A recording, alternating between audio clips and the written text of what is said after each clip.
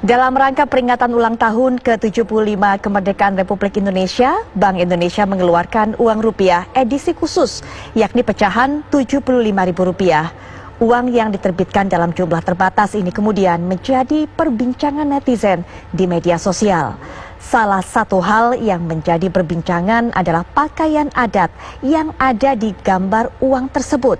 Sebagian netizen mempertanyakan asal pakaian adat tersebut. Bahkan ada yang menuding bahwa pakaian adat tersebut berasal dari negara Cina. Namun dari hasil penelusuran, pakaian adat yang diperbincangkan adalah busana adat suku Tidung, Kalimantan Utara. Topi khas yang ada di gambar uang tersebut biasanya dipakai oleh para pengantin pria suku Tidung.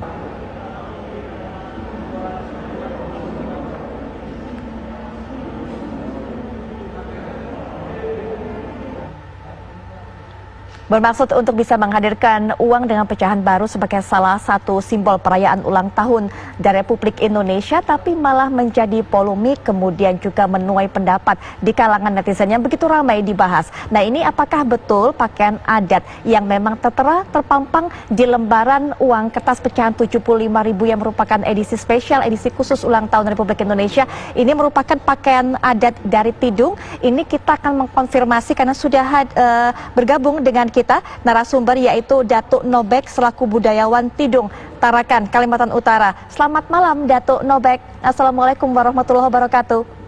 Selamat malam Mbak Putri. Waalaikumsalam. Kembali assalamualaikum untuk penonton dimanapun Anda berada. Baik. Ya, dan juga sudah bergabung dengan kita budayawan Mas Pri GS. Assalamualaikum warahmatullahi wabarakatuh. Selamat malam Mas Pri. Waalaikumsalam Putri, selamat malam. Sehat Mas Pri? Alhamdulillah. Baik, nanti sebelum kita berbincang dengan Mas Pri untuk melihat ini sikap masyarakat kok seperti ini, artinya terus menyoroti perbedaan-perbedaan yang ada dan juga bahkan memancing polemik, ini kemudian mungkin Datuk bisa lebih dulu bercerita kepada kami, betulkah gambar anak menggunakan pakaian adat yang tertera di uang pecahan Rp75.000 ini, Datuk, ini merupakan pakaian adat Tidung, Datuk? Ya, kalau jawab singkatnya itu benar sekali begitu. Salah satu bentuk busana adat suku Tidung pesisir di Kalimantan Utara. Baik. Ya, silakan dilanjutkan penjelasannya. Mungkin ini biasanya digunakan dalam bagian seremoni apa, kemudian mungkin bisa dijelaskan kostumnya dan juga hiasan yang ada di atas kepala yang digunakan, Datuk. Ya, jadi busana tersebut adalah bagian dari busana pengantin. Salah satu bentuk busana pengantin suku Tidung, seperti yang dipakai dalam foto tersebut. Nah, di foto tersebut terlihat hanya bagian dada ke atas, dan lebih cenderung yang banyak terlihat adalah semacam topi yang dalam bahasa Tidung, bahasa aslinya itu disebut jamong. Jamong yang dipakai di situ sebetulnya itu bukan busana pengantin, tapi busana untuk pengapit pengantin. Nah, jadi biasa pengapit pengantin itu memang kanak-kanak.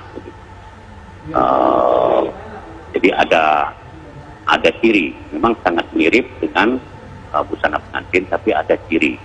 Kalau yang dipakai itu adalah busana untuk pengapit pengantin, memang biasa dipakai oleh anak-anak untuk menjadi pengapit itu.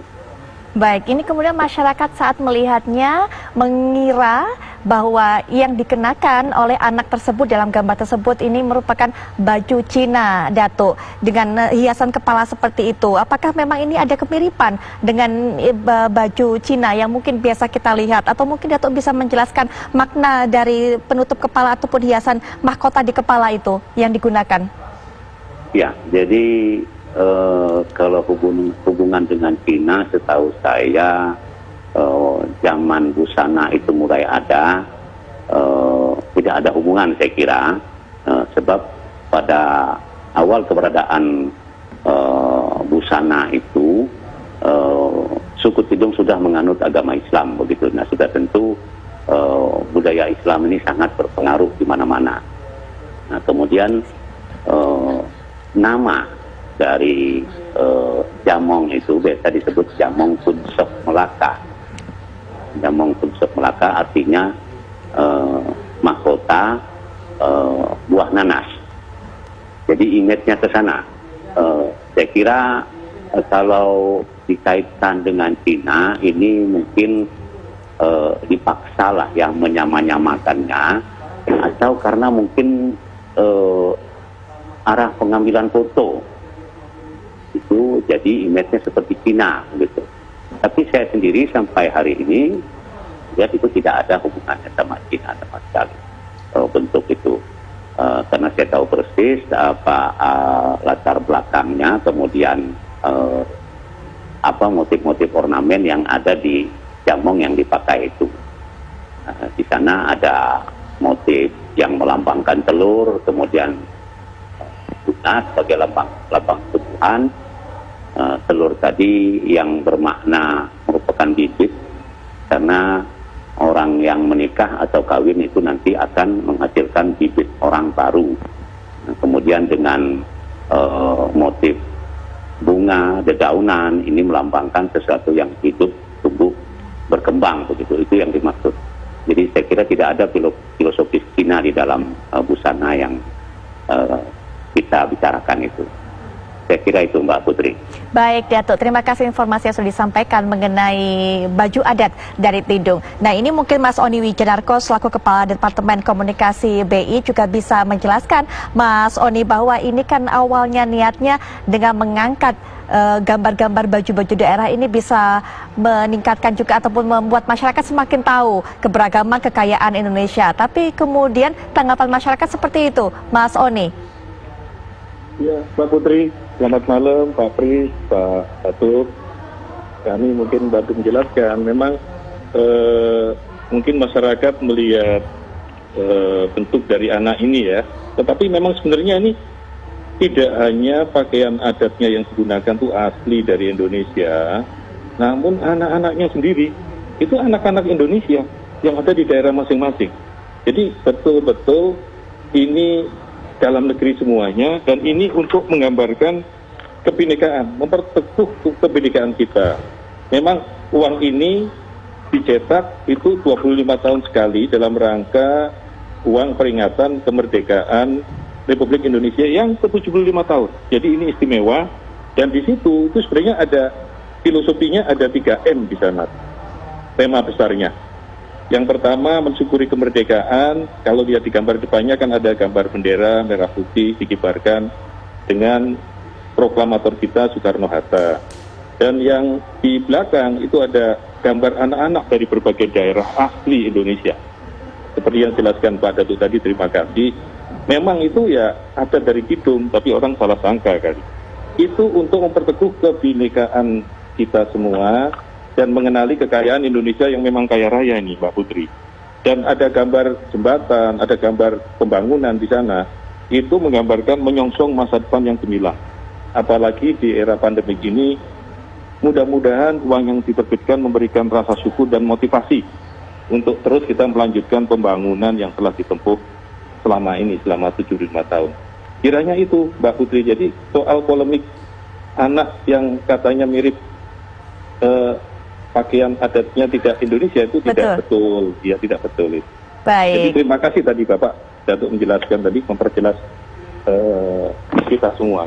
Baik, Mas Pri, ini kan ada makna filosofis tersendiri dengan dipilihnya gambar-gambar ini untuk bisa mengisi lembaran uang pecahan edisi spesial ini. Dan memang maksudnya adalah untuk mengangkat keragaman kekayaan budaya kita. Tapi kemudian masyarakat kok malah pikirannya negatif seperti ini, Mas Pri? Saya kira ya, itu bukan mewakili masyarakat secara utuh ya Bud ya. Karena masyarakat juga sekarang ini segmentasi masyarakat itu bisa diatasnamakan berkeping-keping dan berlapis-lapis itu.